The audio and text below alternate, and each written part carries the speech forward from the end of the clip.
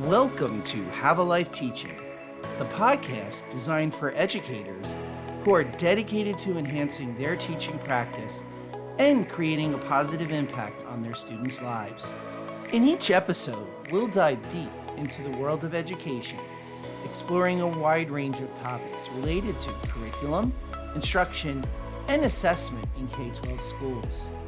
Together, we'll learn from the brightest minds in the education field.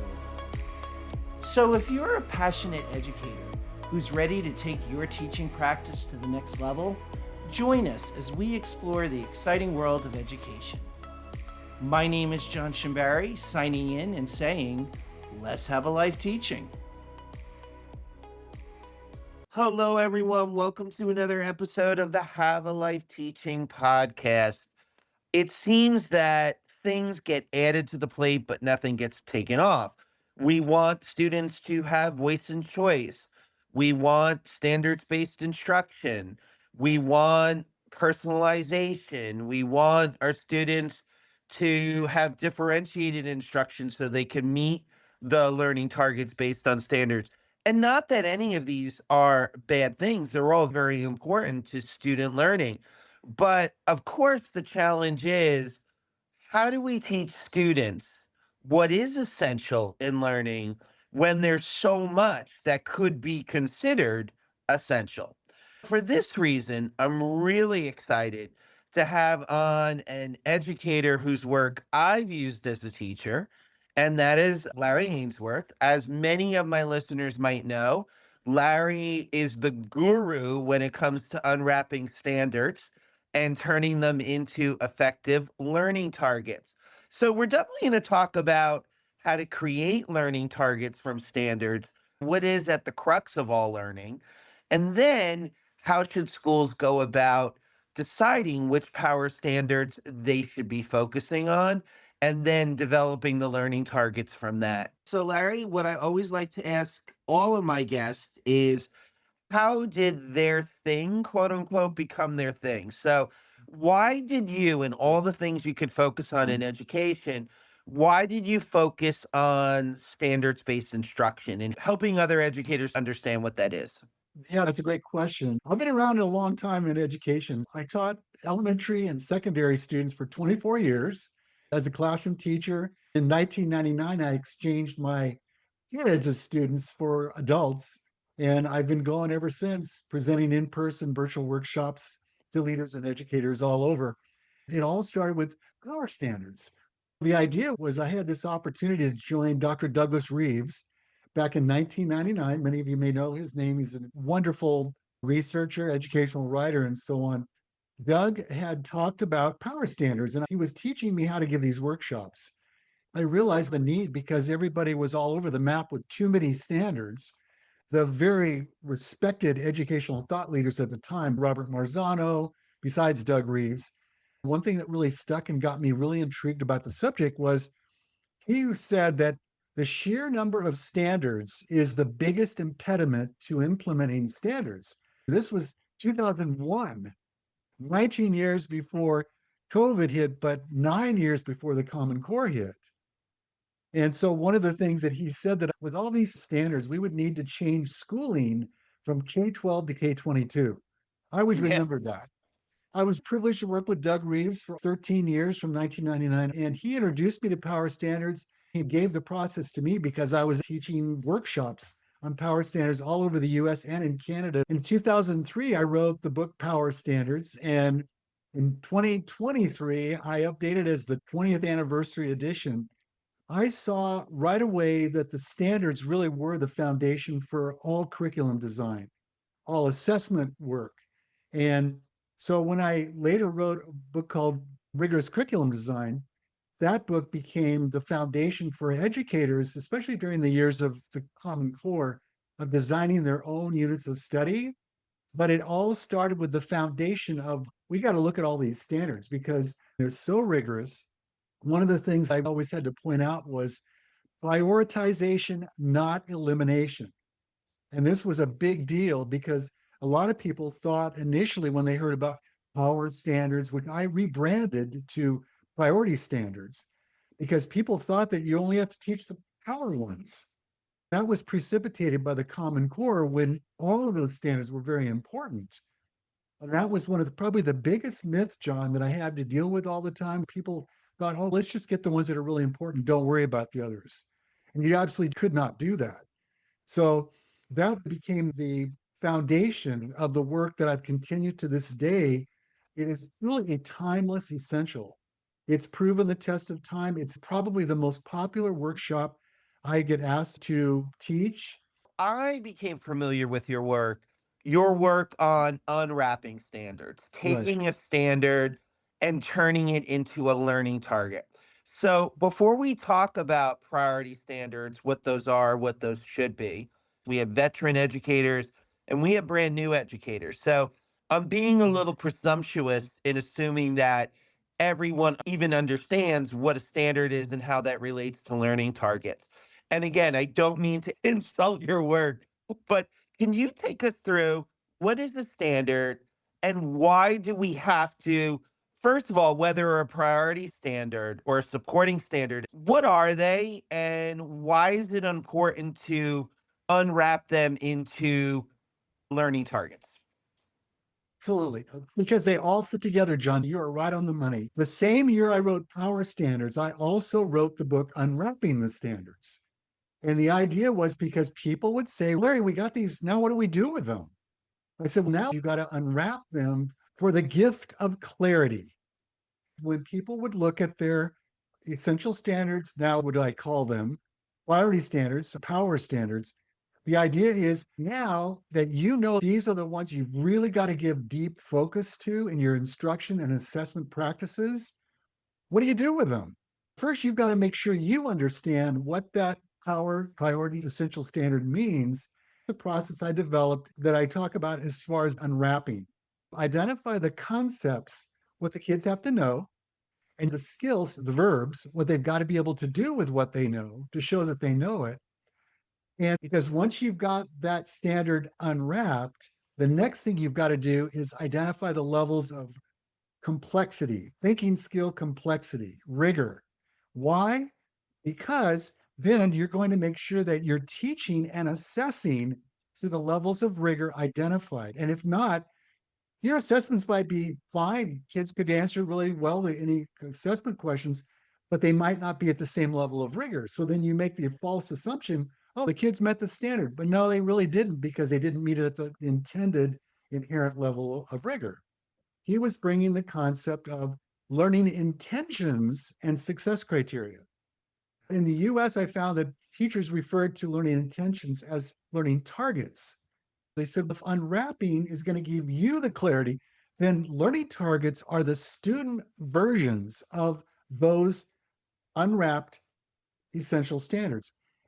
But here's the key, John, without losing the rigor, the complexity of the original higher, more demanding essential standard. So the learning targets became what kids have to know. How are you going to show that you've hit those learning targets? Scored a bullseye with those learning targets. That's where the success criteria came in. The success criteria were specific performance descriptors in phrases, like verb phrases that showed the students, the children, how to show that they had hit that learning target. So that's really the first steps of what you do once you've got your essential standards identified. You've got to put them into your program units if you're using a school or district adopted curriculum. He said, if we're all doing this district wide, what do we do with them? And I said, take those essentials, overlay them onto your scope and sequence, look at your syllabus, and as you go through the program, find those standards that we've all identified as a priority, highlight them. So that way you'll know that when you are teaching your program unit to that standard and it's highlighted, you go, oh, this is a essential standard priority. I've got to really go deep with this one. But when I was first presenting this, people would say, what do you use? How do you decide? Everybody, given their own take on what a priority or essential standard should be, would often say, I like the ones I choose, what I've got information, materials for. And then I'd say, the whole idea is we're going to align these essential standards across the grades. We're going to vertically align them. And if everybody's using different criteria, aren't we going to have different results of what kids are bringing to the next grade? And everybody saw the logic in that. Said, yeah. So anyway, we came up with the criteria. And these are objective criteria, and they are as follows. Doug Reeves originated the criteria. There were three: readiness for the next level of learning, endurance, which means basically life skills, and leverage, which was interdisciplinary connections. If kids could read a table, chart, and graph in math, could they transfer that skill to science or any other content area? So I'm teaching these REL ones for a while, and then I'm getting everything the teachers were saying to me at that point. What about the state test? Don't we have to be concerned about what's on the state test with our high stakes accountability? I said, yeah, you do. So I added another letter, which was assessment. And that meant the external exam. So now, Don, we have the real criteria, REAL: readiness for the next level of learning, endurance, which is transferable skills from one grade to the next, concepts and skills that kids need for life, assessments, which are external exams, high stakes tests, standardized tests, and so on. And that works all the way through high school. But then the last one of leverage was the L.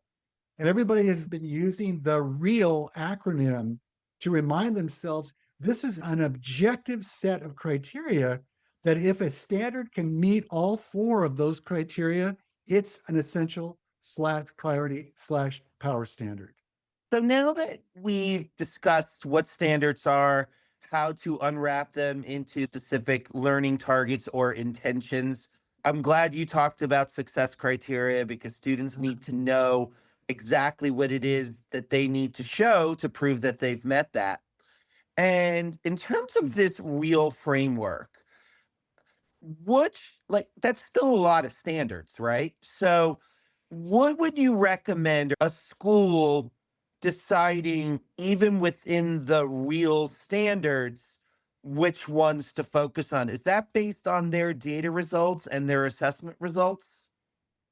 Well, yes, it is, because see, that's the A that I was talking about. So if they look at their test results, the data, trends, which standards kids are not doing well on, for example, that they know they've got to give more emphasis to, yeah, that's definitely part of it. And again, I go back to Dr. Robert Marzano, because Marzano had done wonderful research about how many standards, and his basic idea or fractional guideline that he came up with was, and still is, about 1/3 of the total standards in a content area for a grade level are typically the guideline to use when you're looking at the standards to prioritize them. And here's the problem. I've always said this to teachers. Wouldn't we love it if kids could do all these standards? And they all go, yeah, but is it realistic? And they said, no. I said, why? Because of time. I said, correct. There's not enough time. The guideline that Dr. Marzano came up with was about 1/3 of the total list. What I found, especially after the Common Core came out in 2010, was that it generally worked and still does work in most content areas as a guideline. It's not a mandate. It's not an absolute, you must do 1/3. But math, science, history, social studies, other content areas said, yeah, that generally works. It does not work in ELA, English language arts. You got to up it. It's got to be at least a half. I found this, tested this all over the country, and I'm going, yeah, it's got to be about 50%. So that's been the guideline that we look at. Now, here's the standard 6.1. It'll have A, B, C, D, E, F. They are the specifics of what the teachers need to teach and the students need to learn to achieve the more generally worded standard above it. So I said, what I used to see, John, was people would say, well, if I prioritize this standard, that means I'm prioritizing A, B, C, D, E, F too. Right. But I said, isn't that going to really get you right back where you started, where you've got too many standards? And they'll go, yeah, it is. So then when people do that guideline, they're looking at all the standards in their grade level they're working on, strand by strand, domain by domain, and they're using that guideline, but they're also looking at not just the standard, but also the indicators, because they've got to decide that which ones would really help the students achieve that standard. Wouldn't kids have to learn, for example, in math, like ratio and rate reasoning? Don't they have to know what that is before they can apply it, use it, describe it, and explain it? They'd say, yeah. So I said, think about those indicators as the stair steps that kids would have to do as prerequisites. And if they learn those, then they can achieve the more rigorous, more complex ones. And you see how they all go together. They go, oh, yeah, that makes sense. Love that. To your point, maybe you're not hitting all of the indicators for each priority standard, but if your students aren't ready to meet the most important indicator, which is the bulk of the standard, then you as the teacher might have to use those other indicators to teach a subset of your students so they can meet the indicator that is the most essential. Am I understanding that correctly? Absolutely. And it's interesting you bring that up because my last couple months, I wrote two blog posts on my website about essential standards for students with learning disabilities. I wrote one on essential standards and multilingual learners to help those kids really understand that those other indicators can be building blocks, stair steps they need to achieve the more rigorous standard. I think they're instructionally very valuable. All the states that first identified the Common Core or when or adopted it back in the day, 2010, 46 out of 50 states adopted the Common Core, and then we unadopted as the years went by. Or they took the Common Core and they wrote their own state specific version. But every state that I've worked in, their new updated standards are really great. And their indicators are still following that same idea of giving out the learning pathway, so to speak, the instructional pathway of how kids can get to that essential standard. I'm bringing that idea in about all learners because not all kids are at that level. Those indicators often can be those stair steps to help them achieve that more rigorous one over time. And you're also making me think, Larry, when we're talking about essential or priority standards, can you give us any guidance as to, in your experience working with schools, what are those priority standards generally in ELA and math? With the next gen standards, particularly in math, they're focusing on less standards, but going deeper, if I understand correctly, in what they are asking students to do. What's your take on what those less but more standards should be that are essential? And how does a teacher develop students in those essential standards as they move up in their schooling career? You're asking great questions, but let's start with the math ones. When I saw the math Common Core standards at first in 2010, I thought, oh, wow, maybe prioritization won't be necessary. There were fewer standards, but they were far more rigorous. Some of them were like paragraphs. Some teachers would look at them and say they're super standards. They've got so many skills embedded into one standard or indicator. In ELA, the ones that always rose to the top were the ones that would year after year be really important for kids. One of the examples in book series, but I've used this before, is if a standard repeats as an essential after year, that's because it's so critical in every year. Kids need to go deeper with that standard with more complexity as they move through the grade levels. Every state is going to have different selections. Every school will have different selections. That's why the real criteria are so helpful because they objectify the process. You can use those experienced teachers with new teachers when they're all getting together and they're looking vertically across the grades. What do kids need to leave this grade with so they come into the next grade ready for learning? Which standards meet readiness, endurance, assessment, focus, and leverage? Kids need that. And the one that was always fun was when they would say, I have this great unit that I've used year after year and these wonderful materials. I'm not going to give that up. It's really not, folks. It's not about what you want to teach. It's about what the students need to learn.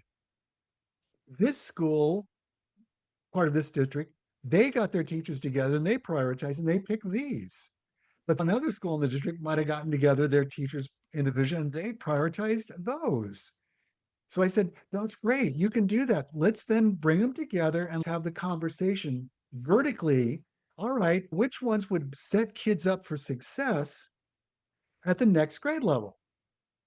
John, we're not eliminating standards. Doug Reeves taught me this years ago. He said, forget the myth. If you can get a supermajority, most of the people can agree, yeah, this has really got a priority. This has got to be the priority.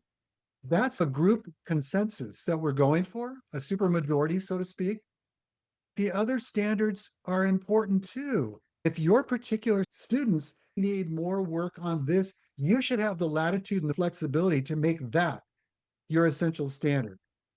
We want to have some kind of consistency for instructional equity. The idea is we really want to make sure that even if we differ on what ones are, there needs to be some flexibility in there. Use your professional decision making. Larry, what would be your advice to schools with large special education populations or schools with large populations of multilingual learners? That's why I'm hoping you might want to check the two recent blog posts I did because I gave examples. One of them I thought was really good. It was a girl that moved from China, ninth grade. She was taking a science class, and her science teacher did not have any use for essential standards. So that teacher was covering, I think there were like 42 standards in the class for that year, ninth grade. It goes back to a phrase I learned years ago in Indiana, which I always loved, which was spray and pray. They said, we spray the students with all the standards and pray it sticks. That's that superficial coverage approach, not the less is more idea. Well, the following year, she was in biology, and that teacher had a subset of those standards, like 17. I've got the idea about what that teacher did to build the language structures to help her with simpler concepts she could understand and grasp, and then use those identified essential standards. Because the focus was sharper, and the teacher was able to help her make those connections with simpler concepts, simpler ideas, simpler structures to help her access that standard. She ended up loving science. She did really well because the focus was sharper. That's what really had made the difference. So again, that's a pretty much of an overview. Exactly. That student could get better at showing proficiency on that reduced list of standards. Like you were saying, Larry, builds her confidence.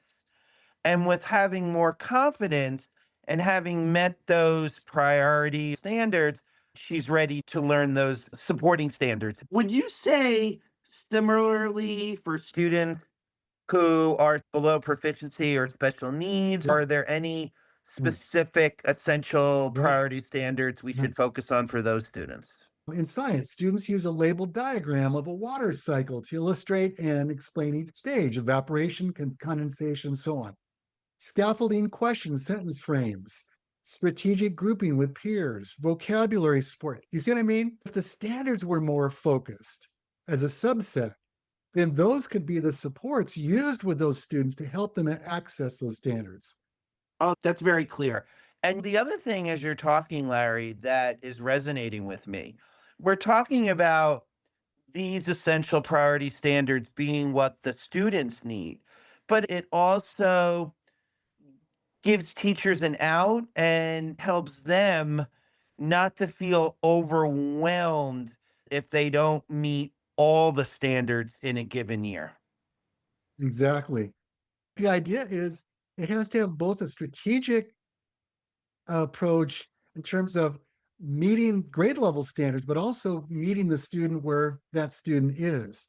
For example, the guiding principle was focus on the intersection of foundational skills that a student's missing, like third grade reading skills, and then grade level essential standards that are accessible with scaffolding, and then the skills with the highest real world impact. So here was an example to make this sound better.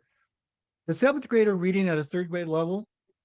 So I wrote this. Jamal is seventh grader, reads at a third grade level. He's struggling with decoding multisyllabic words and comprehension.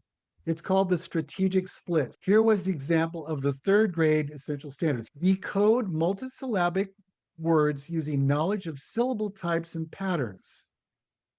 Without this, Jamal cannot access any grade level content independently. What's the IEP goal? Jamal will decode multisyllabic words with 85% accuracy using syllable division strategies like this. Seventh grade essential standard. Cite text evidence, which is always a priority, by the way.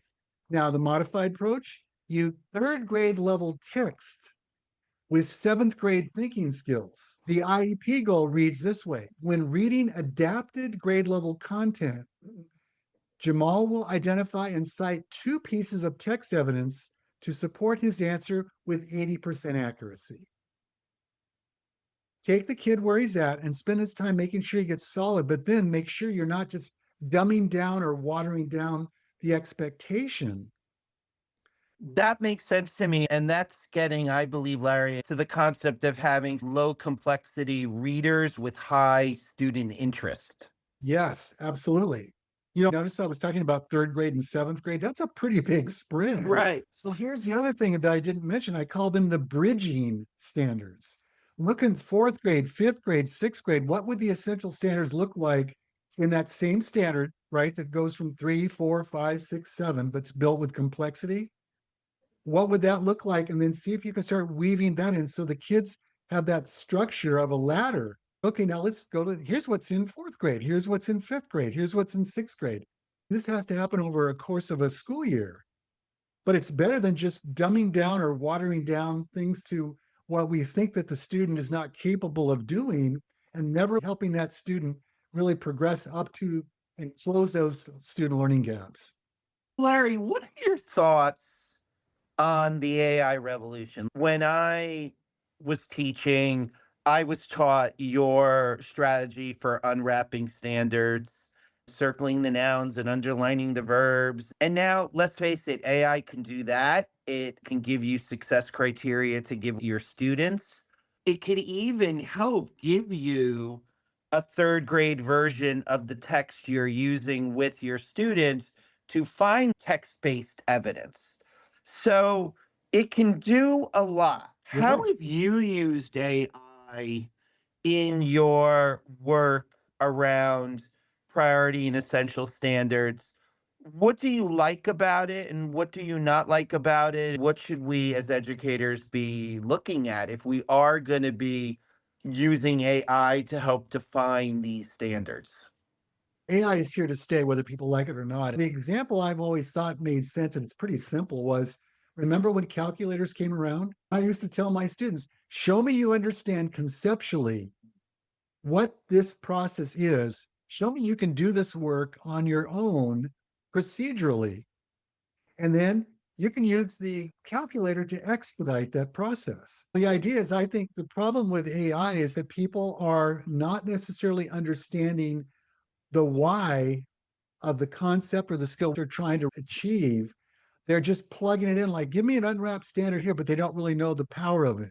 That's why in my new book series, I always believe that it's got to be, don't you think it's true that people need the why and not just the what and the how? Because without the why, it could be just like one more thing, or we're not really understanding how to use that AI to serve our purposes and expedite what we're doing.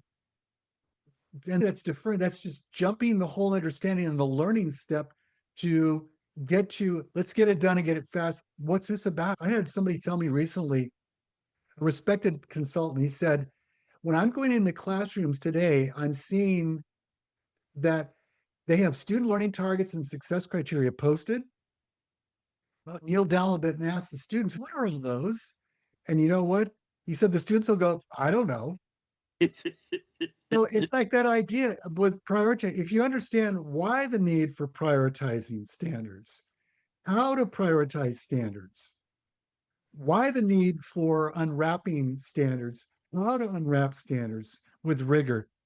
I did a really interesting experiment. What I did was, John, I realized when I wrote those last year, I said, you know what? I've got to include some AI here because that train is moving. I used examples created by teachers I've worked with.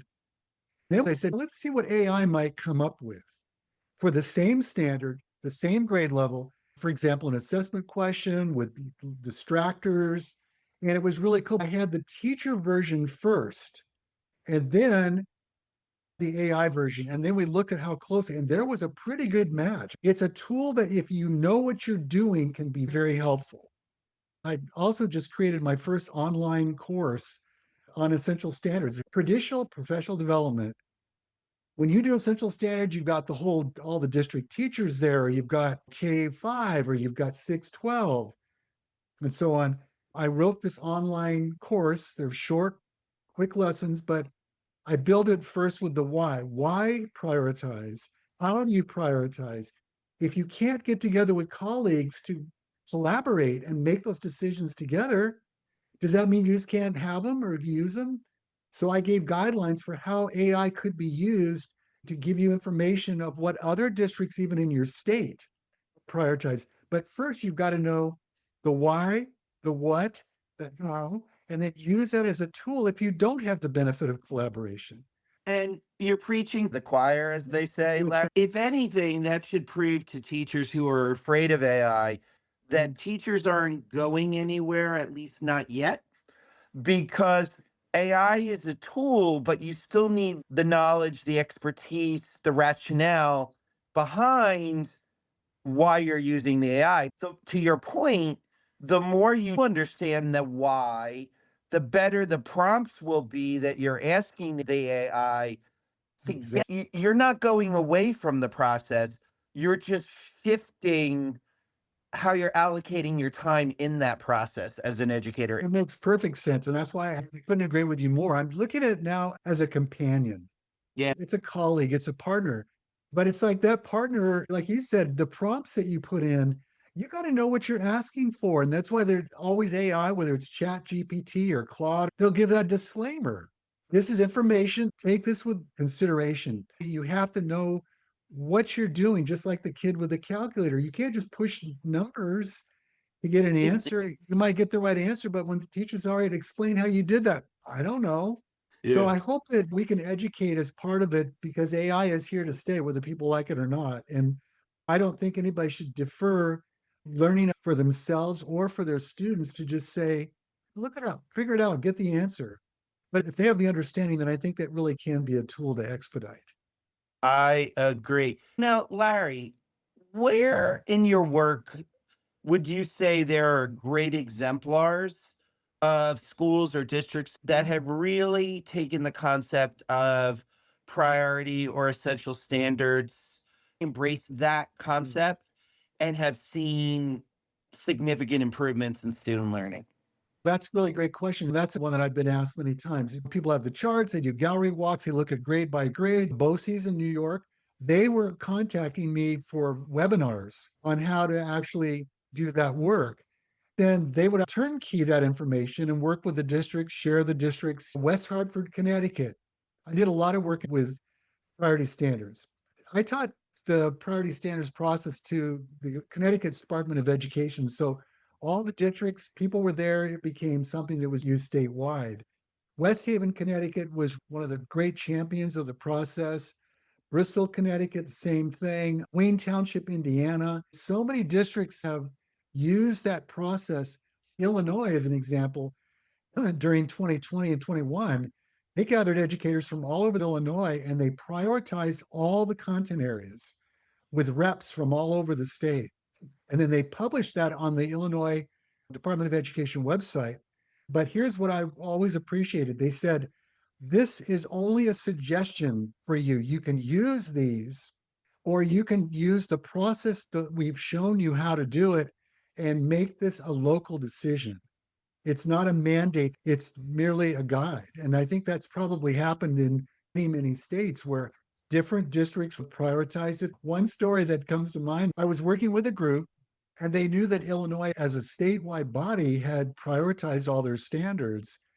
Hey, listen, everybody, you know that your state has already done this, but I want you to learn the process. How do we do it? I want you to experience the process a little bit so that when you look at what the state has done, it'll make sense to you. It was active. So they all got busy. I took them through the process. They did their work. They used the real criteria. They collaborated. They vertically aligned. I said, okay, now look, you're all the experts of these content areas that you've been working on. So now do you feel like you could go back and turnkey this work with all the teachers in your schools? And they said, yeah. I said, great. I said, did you compare what you prioritized with what the state prioritized? They said, we just want to use what the state did. I said, well, okay, that's your choice, but you're making an informed decision because do you understand why? Yes. Do you understand how it's done? Yes. Could you teach this process to the educators that you work with and get them to make sure they understood why we're prioritizing? Yes. You can then show them, but don't just hand it to them Right. because then it has no meaning. They don't know what it is. Oh, these are the ones that are most emphasized on the test. It gets to that theme that we keep talking about, the why. It's not just the what, but the why. And that Yeah. makes sense to me. We're not the ones teaching those students. The teachers in those rooms are going to be teaching the students. And we all know that teachers are not going to teach in a way that doesn't resonate with them. So they'll provide or they'll do lip service to something, but not go deep, which is the purpose of having priority standards. One of the purposes. It makes total sense to me why. Now, Let me, Larry, I'm sorry to interrupt you, John. Before we go to the next question, I want to just put a little PS. You asked for specific success stories. sure. And the idea to keep in mind is it isn't just about having essential standards, it's what you do with those essential standards. That's what's going to result in improved student achievement on state tests. Make sense? Yes, it does. For example, one district, Danville, Virginia, which I worked with during COVID, prioritized their standards. I remember I got a wonderful text the following summer from the chief academic officer, and she said, Larry, we just got our state test scores back. She said, we made all these gains in ELA and math.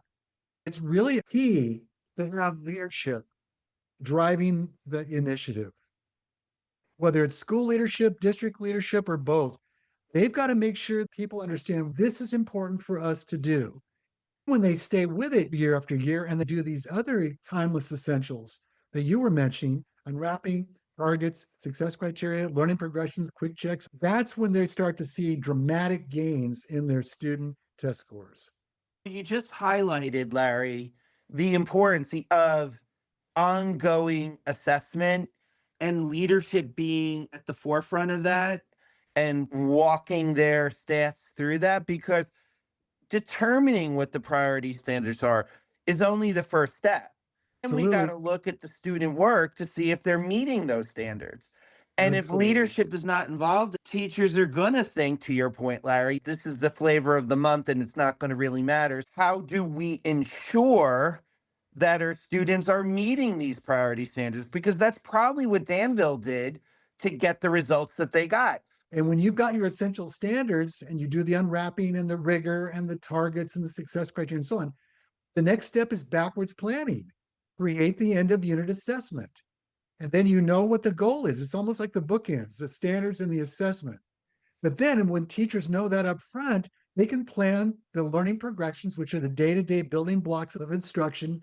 They can give quick progress checks, which are like exit tickets, and they can make the follow-up adjustment of that feedback to see, are kids on task to do well? And if they are, then they can predict that the kids will do well on the end of unit assessment. And when teachers do that all year long, they can predict how the kids are going to do on state assessments. Everything is intentionally aligned. Indeed. So, Larry, what have we not talked about in the podcast Oh, that gosh. you believe listeners really should know before we go? What I would talk about is the importance of formative assessment and the fact that it's the power is with formative assessment. If teachers can just give little chunks of that, and that's why a lot of times I'll tell teachers they're like exit tickets. You're checking for understanding and you're using the feedback to see, do I need to adjust instruction tomorrow? You've got to use the feedback to adjust instruction and let the kids have knowledge of the feedback so they can see where they've got to adjust their learning strategies with help from their teachers.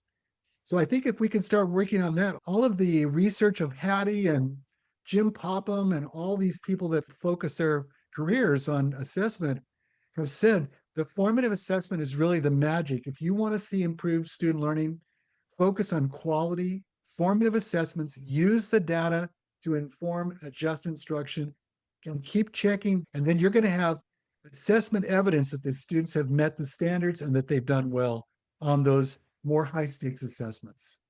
Teach student teachers at college, and The key is that every lesson has to answer 3 questions. Question number 1, what is it that I want my students to know and be able to do? How do I know my students know it and can do it? How am I going to engage my students in the process of that learning? So when you were talking about the bookends, where you present, you don't just put it on the board, but you talk about what the learning intention is. You talk with your students about the success criteria, and then the bookend at the end, when you give them that exit ticket, you have the students voicing or sharing how they feel they met that success criteria. And if the teacher at the end of the class could say, which learning target did we work on today? Which success criteria do you feel like you understand? They're making those learning targets and success criteria visible as the goal for learning. And so then the kids can make the connections like, what did we do today that helps you understand this? Exactly. Can you tell us where can people find out more information about you? Sure. My new website is lowercase Larry Ainsworth, all together, no spaces, hyphen claritypathway.com. It's Larry Ainsworth hyphen claritypathway.com.